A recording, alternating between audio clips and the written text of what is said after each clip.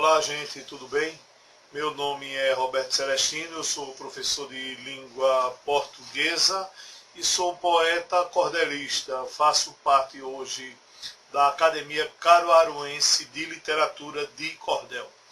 Tenho hoje 80 e poucos cordéis, títulos de cordéis já produzidos, e estou aí na caminhada há um bom tempo, né? Nunca saberemos tudo sobre cordel ou qualquer outra área do conhecimento, porque o conhecimento, né, é inesgotável. Então, se tem gente que pensa que sabe tudo sobre algo, na verdade ele falta aprender alguma coisa ainda. É porque a gente tem experiências na caminhada, mas sempre precisa, né, aprender algo, né? Sempre o conhecimento ele é infinito, você nunca vai alcançar. Então nós temos certa experiência, o que não quer dizer que sabemos tudo.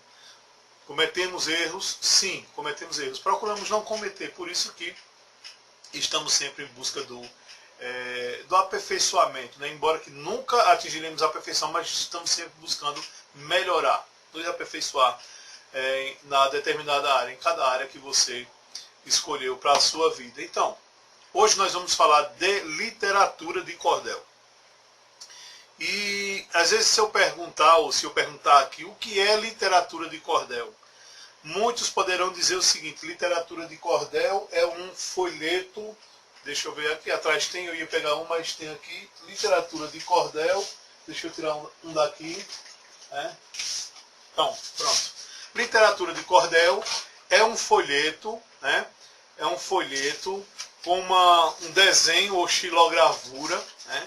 Com versos matutos. Então, geralmente, isso é uma das definições de literatura de cordel, né? Existem algumas verdades e alguns enganos. Por exemplo, que você pode ver que é um folheto, mas não é obrigatório, o cordel não é obrigatório estar no folheto, né? Nem é obrigatório ter uma xilogravura. É importante, não obrigatório. E nem é obrigatório ter uma linguagem matuta. Por exemplo, quando alguém pensa em cordel, já pensa logo numa linguagem, né, matuta. Na verdade, isso trata-se de poema matuto. Não é proibido você fazer um cordel com uma linguagem matuta, mostrando o que o personagem quer dizer, a forma que ele fala. Mas não é obrigatório. Por exemplo, eu tenho alguns trabalhos que eu fiz já para alguns universitários. Eu fiz cordel sobre química, por exemplo, sobre física. Como é que eu vou botar a linguagem matuta disso aí? Então, não é obrigatório. Então, o que é a literatura de cordel? A literatura de cordel é um gênero literário. Então, ela pode estar no folheto, né, que é a forma tradicional, mas ela pode estar no smartphone, ela pode estar no computador. O que vai definir o que é e o que não é literatura de cordel, né, não é a plataforma que ela esteja, certo? Seja o folheto, seja o computador, seja o smartphone, seja lá o que for. Não é obrigatório que tenha uma xilogravura. É importante, né? Inclusive a xilogravura, o que é xilogravura? Xilogravura é um desenho que era talhado na madeira, era uma espécie de carimbo. Então era talhado ali na madeira, eles passavam na tinta e ilustravam as capas dos cordéis. Por que eles faziam isso? Porque eles não tinham computadores. Então era a forma de ilustrar os cordéis naquela época. Foi importante, muito importante. Tem gente, inclusive, que confunde xilogravura com o cordel. Diz, olha o cordel, quando na verdade é só uma xilogravura. Foi importante, muito. O que não quer dizer que nós não possamos ter cordéis hoje totalmente ilustrados. Por exemplo, você tem um cordel, né, a história da Índia de Leandro Gomes de Barros, uma capa totalmente ilustrada, né, bem colorida. Nós temos traquinagens de João Grilo, por exemplo, que não tem xilogravura, mas está bem ilustrado. E cordéis maravilhosos. Então, o que vai definir o que é cordel, o que é literatura de cordel, vai ser o texto literário. Então, o texto ele tem algumas regras a serem obedecidas que vão definir o que é e o que não é cordel. Por quê? Eu posso fazer, inclusive quando eu comecei a fazer, eu dizia que eu fazia literatura de cordel, Mas eu fazia tudo fora dessas regras, eu não sabia do que se tratava. Depois, com o passar do tempo, que eu fui estudar, que eu fui me interessando, então eu percebi que o que eu escrevi não era cordel. Então o que a gente vê às vezes está num folheto, você pega um folheto, né, que tem uma xilogravura, então veja, é um folheto, tem uma xilogravura, e quando você vai ver que o texto não obedece às regras, né, não é cordel.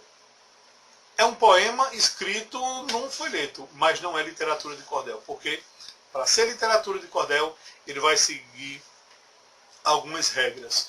E as regras principais, o que não pode faltar no cordel são rima, métrica e oração. Então, se o seu texto ele tem a rima, tem a métrica e tem a oração, então aí sim nós temos uma literatura de cordel. Antes de falar sobre rimas, eu quero ler um trecho aqui, algumas estrofes de um cordel. Ele é de César Obeide, o cara ele é um paulista que escreve muito bem cordel. Muito melhor até do que alguns nordestinos, né? Ele é especialista nisso. E um cordel sobre o cordel, ele disse assim: um cordel sobre o cordel eu pretendo apresentar. É uma arte versejada da cultura popular que nasceu lá no Nordeste para o mundo apreciar. São as rimas de cordel encaixadas nas cestilhas, nos martelos e galopes, nas oitavas e setilhas, que encantam muito mais do que as 7 maravilhas. O cordel só é aceito com os versos bem rimados, cada verso bem medido, todos bem metrificados, acima da tradição dos poetas inspirados. Então veja, ele já começa dizendo aí o que é cordel. E eu acho muito boa a obra desse cara, César Obeide, né? Então, gente, a gente vai falar primeiro da rima, né? O que é rima? Rima, na poesia, as rimas se caracterizam pela repetição de sons no final de 2 ou mais versos. Então, o que é a rima? A grosso modo, podemos dizer que rima é a semelhança de sons, certo? É a semelhança de sons. A grosso modo, essa é uma definição. Depois a gente se aprofunda mais nessa questão da rima, dos tipos de rima, rima imperfeitas, rimas perfeitas, né? O que se usa, o que não se usa no cordel. Mas a princípio eu acredito que isso já contempla aqui a nossa explicação. Então, por exemplo, é muito fácil vocês compreenderem rima, né? Quando a gente fala em rima, você já pensa, por exemplo, gato, pato, né? A gente tem rima. Feijão, ação, a gente tem rima. Chinelo, amarelo, né? A gente tem rima. Impressora, professora, a gente tem rima, certo? Então você vê que é fácil, fica mais fácil a gente falar sobre rima.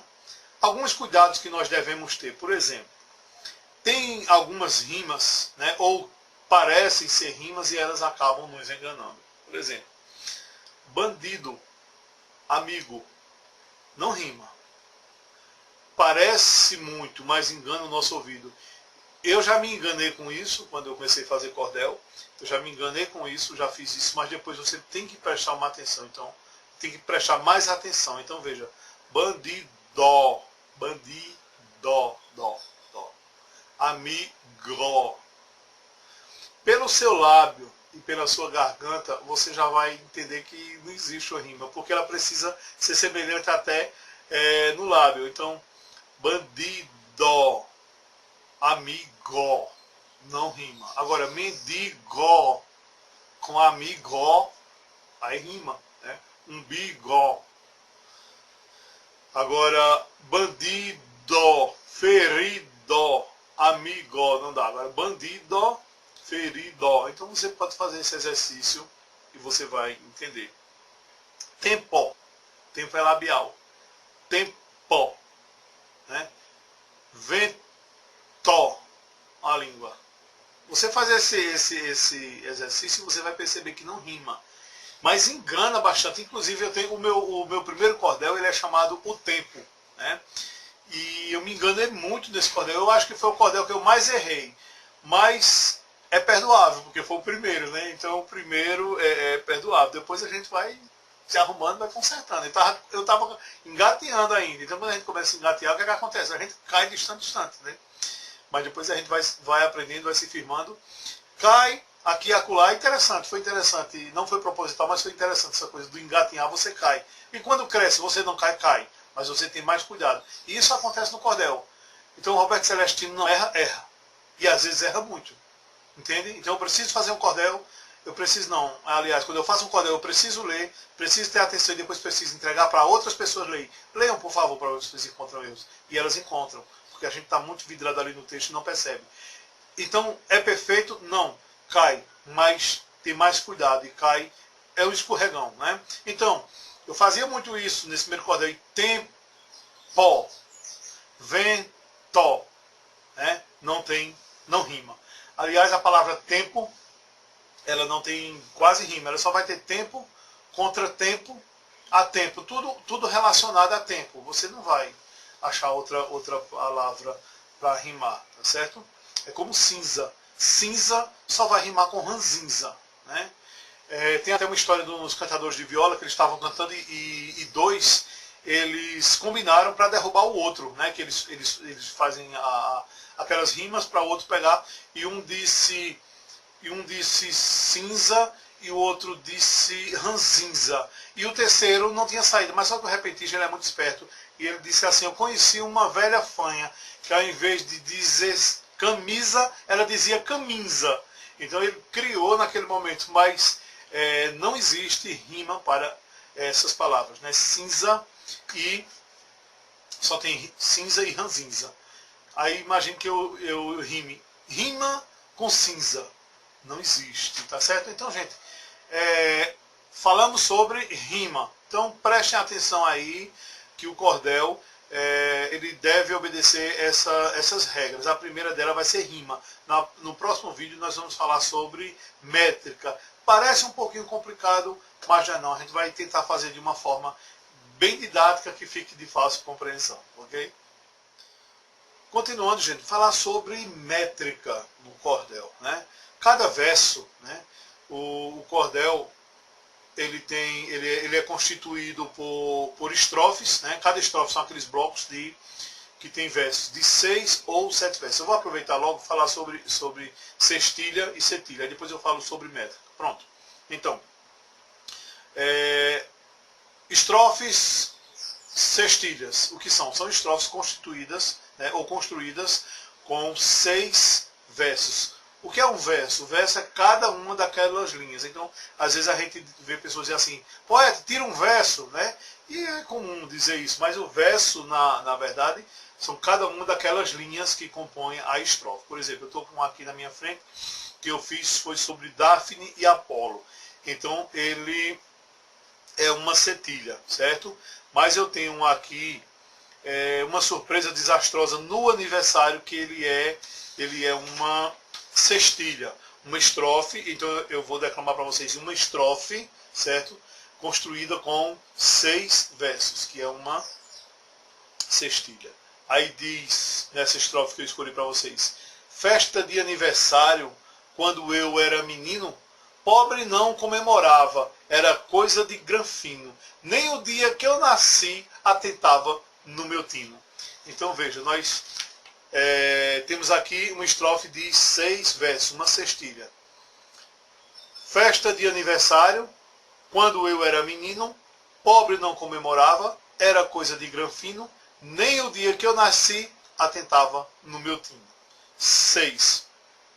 Aproveitando para falar sobre o esquema de rimas, nós falamos sobre rimas.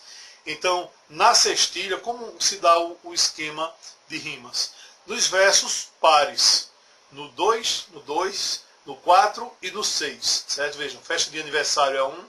Aí o 2, quando eu era menino, esse vai ser usado a rima. Pobre não comemorava, não precisa rimar, que é o 3. O 4, era coisa de granfino, e rima com menino. Nem o dia que eu nasci, esse é o 5º, é livre. E o 6º, atentava no meu tino. Então 2, 4 e 6. Esse é o esquema de rimas da sextilha. E a setilha? A setilha é a estrofe construída com 7 versos. Aí sim, Daphne e Apolo, também um cordel meu.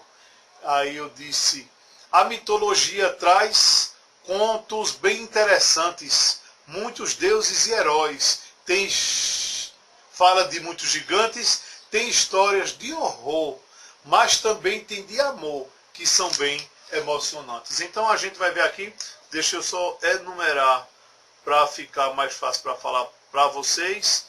E aqui a gente vai ter o seguinte, veja nesse esquema de rimas. As rimas vão ficar nos versos 2, 4 e 7. Esses vão rimar entre si, o 2, o 4 e o 7. O 5 e o 6 rimam juntos. O 5 vai rimar com o 6. Então fica, a mitologia traz contos bem interessantes. Esse é o 2. Muitos deuses e heróis. Fala de muitos gigantes. É o 4 que está rimando com 2. O 5 agora vai rimar com 6. Tem histórias de horror. Mas também tem de amor. Que são bem emocionantes. O 7 que está rimando com o 2 e com o 4. Então esse é o esquema de rimas da cetilha. Beleza? Então a gente já falou sobre isso, então deixa eu falar bem rapidinho sobre métrica. Não vou me aprofundar muito para não assustar vocês, mas métrica, o que é métrica? Métrica é quando você mede o verso para que ele possa ser cadenciado. Né? Tem pessoas que declamam cordel e você diz assim, poxa, você declama diferente de fulano, né? Fulano lê, eu não entendo. Isso qualquer pessoa pode ler quando ele está bem metrificado. Quando o cordel está bem metrificado, você pode ler, você pode cantar, você pode botar em ritmo de funk, em ritmo de forró, seja lá o que for, tá certo? Então, eu vou dizer para vocês um verso que botem na cabeça de vocês e vai dar certo sempre que vocês forem fazer. Isso é uma espécie de um metro que eu fiz, um padrão. Por exemplo, vou fazer o meu cordel. Obedeça tudo isso aí. Vou fazer o meu cordel. Você vê que vai ficar acentuado no terceiro. Certo? Acho que botar a mão aqui fica melhor. Vou fazer o meu cordel. No terceiro e no sétimo. Quando você faz isso aí, todo o cordel vai ficar bem metrificado. Então se você dissesse assim, hoje eu vou fazer o meu cordel. Eu fiz isso no começo, fica errado.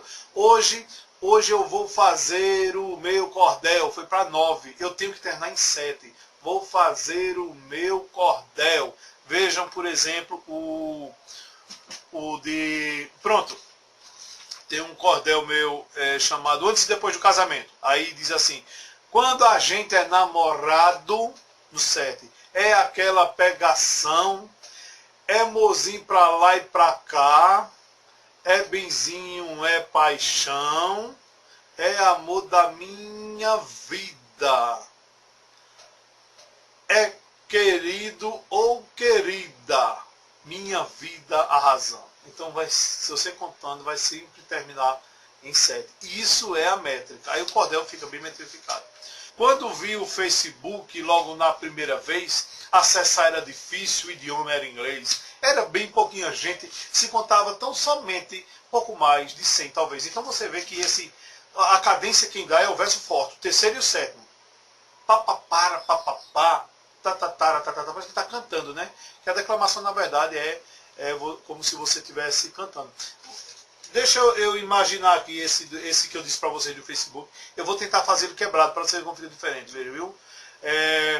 Quando um dia eu vi o Facebook, faz muito tempo que foi a primeira vez, acessar era uma coisa muito difícil, porque o idioma era inglês, era pouquinha gente, e se contava assim, bem somente, uns 100 talvez.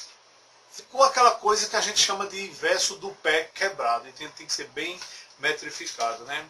Hoje vejam só vocês como a coisa já mudou. Facebook está tão cheio, não sei como não estourou, pois a gente está doidado no computador ligado, Facebook o viciou e por aí vai. Então isso é a métrica. Mas lembre-se sempre quando você for fazer um verso, né? Se você for fazer uma estrofe, pense no verso assim: vou fazer o meu cordel, vou fazer o meu cordel. Terminar aqui, tá certo? Se passar alguma coisa, por exemplo, vim do Rio de Janeiro, fui ao Rio de Janeiro, pronto. Fui ao Rio de Janeiro, Ró. Aí você diz, mas Ró não terminou no 8, mas o que vale é a sílaba forte do 7. Vou ao Rio de Janeiro. Terminou no 7, seu cordel está metrificado. Beleza? Agora vamos falar de oração. Então, gente, falamos de métrica, falamos de rima e falamos da construção das estrofes, né? De sextilhas e setilhas. Existem outras, existem, né?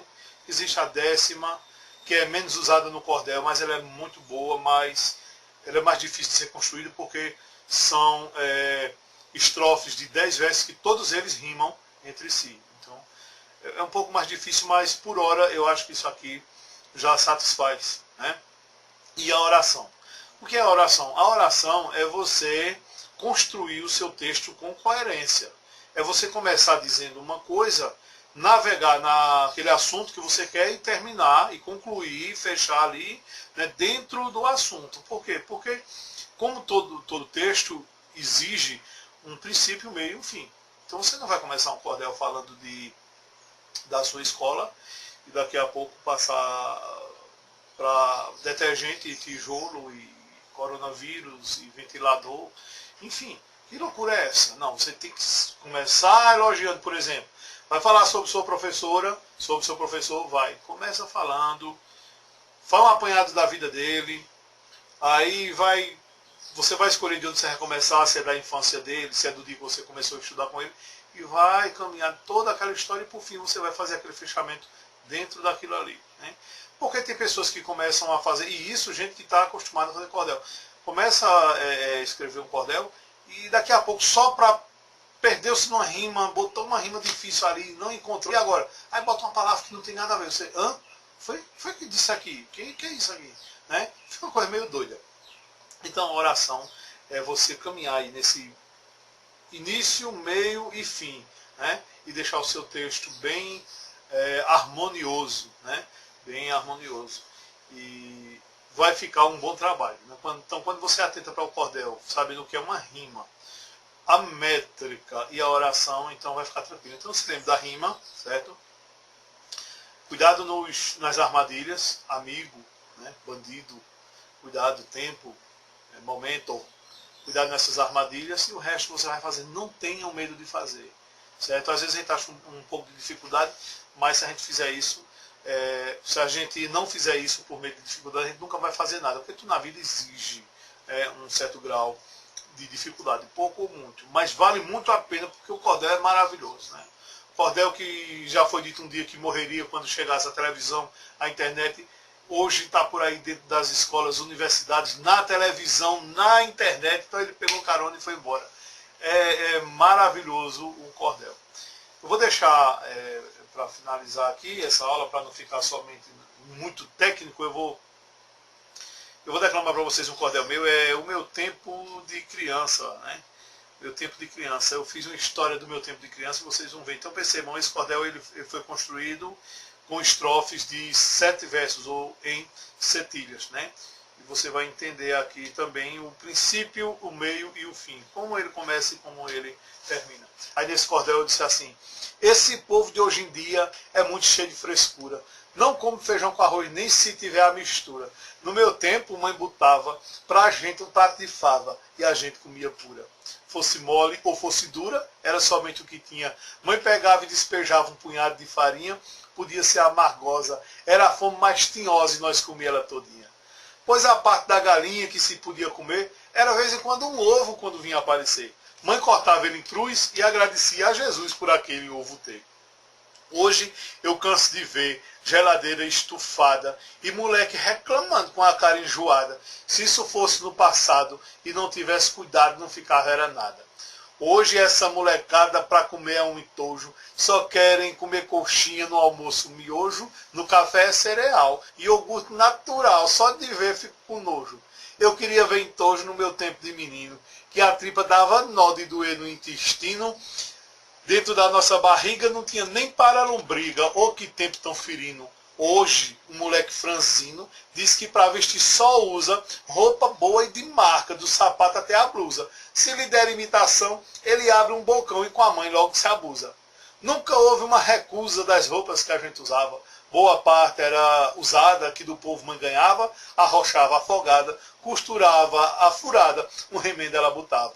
A sandália se torava, logo era improvisado, um prego para a correia, mas às vezes era quebrado, os pitocos logo os 3. Por isso que tinha vez que era 3 pregos enganchados. E o calcanhar furado, já de tanto a gente usar, depois a parte de trás terminava de rasgar, era uma armação. Parecia um escorpião preparado para atacar. Eu tinha que desfilar no tempo que eu estudava. Todo 7 de setembro a escola convocava, a professora dizia, quem faltasse perderia nota, pois ela tirava. Numa situação brava, eu não tinha um sapato para sair para desfilar. Oh, que tempo tão ingrato. Mas um ano aconteceu, algo que me entristeceu. Aqui vou contar o fato. Mãe lembrou de imediato do sapato que ganhou. Era um de bico fino. Ela disse, é de doutor. Deu logo uma limpada e depois engraxado. E no meu pé ela calçou. Esse sapato ficou muito grande no meu pé. Com um bico muito fino, parecendo um punaré. Eu não queria calçá-lo. Mãe disse, eu não queria usá-lo. Mãe disse, pode calçá-lo para o desfile. Esse é. Eu fui embora de pé para o desfile da escola. Minha mãe ainda disse, vá ligeiro e não enrola. Se encontrasse um gaiato, dizia do meu sapato, ô bicho grande do cola. Quando cheguei na escola, a professora chamou para um lugar de destaque, uma bandeira me entregou, era a de Pernambuco. Eu fiquei quase maluco e o medo me dominou. O desfile começou a descer pela ladeira, eu todo desconfiado carregando a bandeira, o sapato bico fino, já derrubando os meninos que iam na dianteira. Chega, dava tremedeira com um frio e suor ruim. Quando via que alguém estava olhando para mim, eu pensava, é comigo. Só de lembrar, meu amigo, hoje dá um farnizinho. Mas quando chegou no fim, para casa eu corri, com aquele bico fino, não sei como não caí. E um homem encontrei, uma coisa escutei, juro que quase morri. Pois do peste eu ouvi quando disse bem gaiato, meu filho, como você pode carregar esse sapato? E foi-se embora mangando, e eu fui me planejando de jogar ele no mato. Cheguei, me tranquei no quarto, o sapato eu tirei, e bem debaixo da cama, o tinhoso eu joguei. Outro dia a mãe achou, quando vi que ela encontrou, tô lascado, eu pensei. Ela viu que eu chorei e o sapato ela deu. Não sei quem foi o coitado que a bomba recebeu, pois no dia que calçar dele muito vão mangar. Disso só quem sabe é eu. Tudo isso sucedeu no meu tempo de criança, tempo que não volta mais, pois o tempo só avança, mas para falar a verdade, eu me encho de saudade quando vem essa lembrança. O meu tempo de infância, para mim, foi um ensino. Eu queria era voltar para o meu tempo de menino, para com minha mãe viver. Eu só não ia querer um sapato de bico fino. É isso aí, gente. Valeu.